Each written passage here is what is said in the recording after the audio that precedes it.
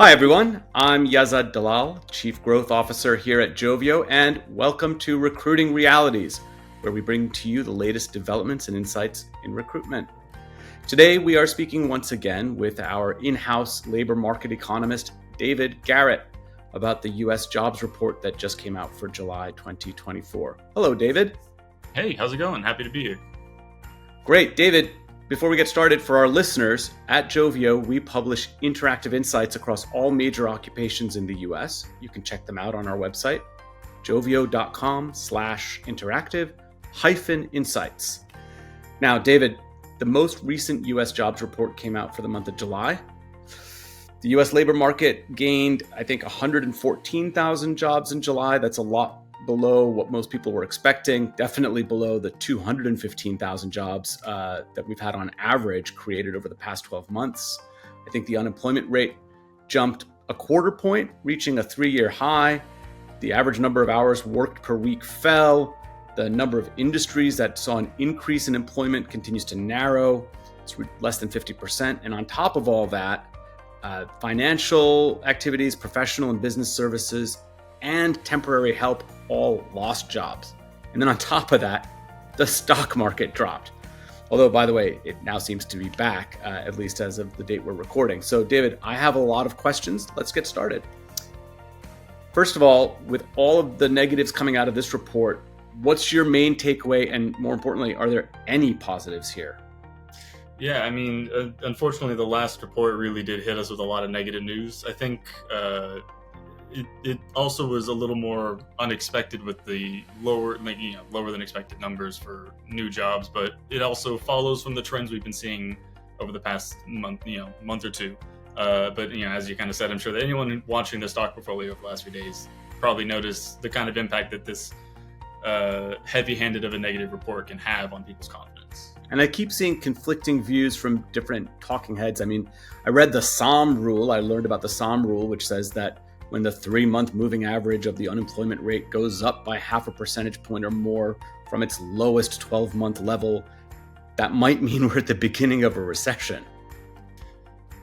Yeah, I mean, if the rule holds true, unfortunately, as it has previously, then it would mean that the increase in the traditional unemployment rate and there was about 0.4% surge in the rate of people who want to work but have given up searching, and those who were working part-time because they can't find full-time employment.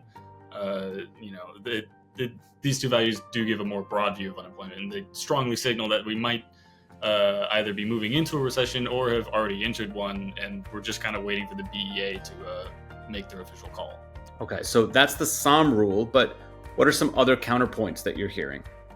I mean, is anybody who circulates into the econ world knows economists are kind of cantankerous and very argumentative, very hard to get a straight answer out of a lot of the time.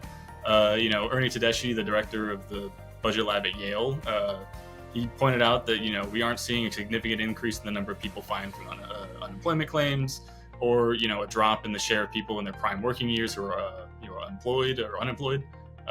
These more than likely point to these increases in unemployment being more along the margin, or like showing marginal weakness in the labor market, not necessarily something that's going to spiral out and kind of spread.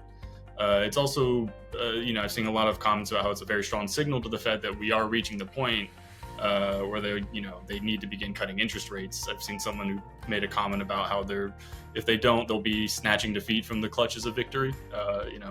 I recall reading another recent article where a group of economists were basically saying that it's not a matter of if the Fed will lower interest rates at this point, and more a question of how much. It is a continuing point. I think it's also worth mentioning that there is a Department of Labor release today on the unemployment claims, and they're showing a pretty large decrease of, I think, around 17,000 for new initial claims, while continuing applications has hit its highest levels since actually November 2021. And even before this,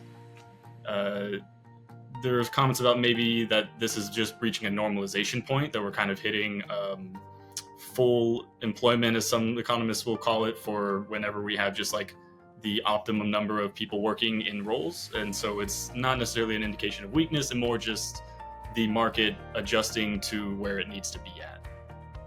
Well, I hope that we start to see some good news around the corner. Thank you very much, David, and thank you to our listeners. Don't forget to visit us at joveo.com, and we'll speak to you again soon. Yeah, look forward to it.